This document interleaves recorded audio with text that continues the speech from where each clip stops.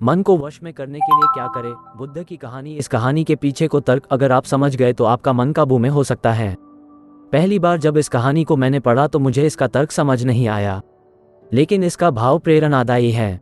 एक बार महात्मा बुद्ध किसी नगर से गुजर रहे थे। बुद्ध की नज़र एक कपड़े के व्यापारी पर पड़ी जो दुखी और हताश दिखाई दे रहा था। बुद्ध चलकर उनके पास गए और पूछा कि हे भंते, तुम इतने उदास क्यों हो? अगर तुम मुझे अपनी चिंता का विषय बताओ तो मैं तुम्हारी कुछ मदद कर सकता हूँ।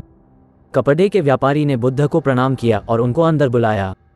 उस व्यापारी ने कहा कि जब से मेरी पत्नी की मृत्यु हुई है तब से मेरे घर पर मेरे छोटे बेटे की देखभाल वाला कोई नहीं है, इसलिए मैं हमेशा इसको अपनी दुकान पर लेकर आ जाता हूँ। लेकिन मेरी दुकान पर आने वाले हर ग्राहक की पगड़ी को उछाल कर फेंक देता है, कभी कभी उनका झोला उठाकर बाहर फेंक देता है। मैंने इसको बहुत समझाया, डांटा, लेकिन यह नहीं समझा। इसकी इस हरकतों की वजह से मेरे सारे ग्राहक खुद को अपमानित मानकर वापस चले जाते हैं।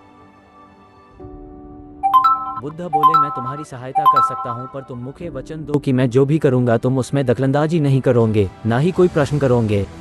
व्यापारी बुद्ध को वचन दे देता है। अगले दिन बुद्ध एक पगड़ी पहनकर आए और एक ग्राहक की भांति आकर बैठ गए। व्यापारी का बेटा आया और बुद्ध की पगड़ी को उछाल दिया।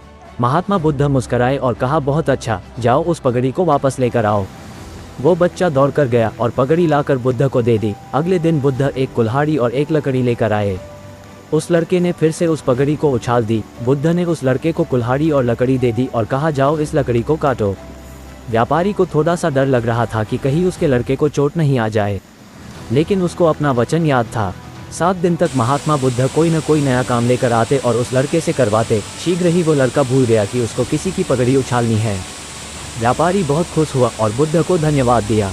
मुझे पता है कि इस कहानी का और मन के वश को कोई विशेष संबंध नहीं है, लेकिन पहले आप इस तर्क को समझ लीजिए। अगर हम अपने मन को अपने हिसाब से काम नहीं करवाएंगे तो मन अपने हिसाब से काम करेगा।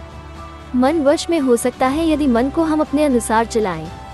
मन 2 तरीकों से 1 मन अपने हिसाब से काम कर सकता है, या 2 मन को हम अपने हिसाब से काम करवा सकते हैं। बुद्ध से मिलने से पहले उस लड़के का मन और दिमाग अपने हिसाब अनियंत्रित रूप से काम कर रहा था, लेकिन बुद्ध ने उस लड़के को अपने अनुसार काम करवाए, जिससे उसकी आदत ही बदल गई।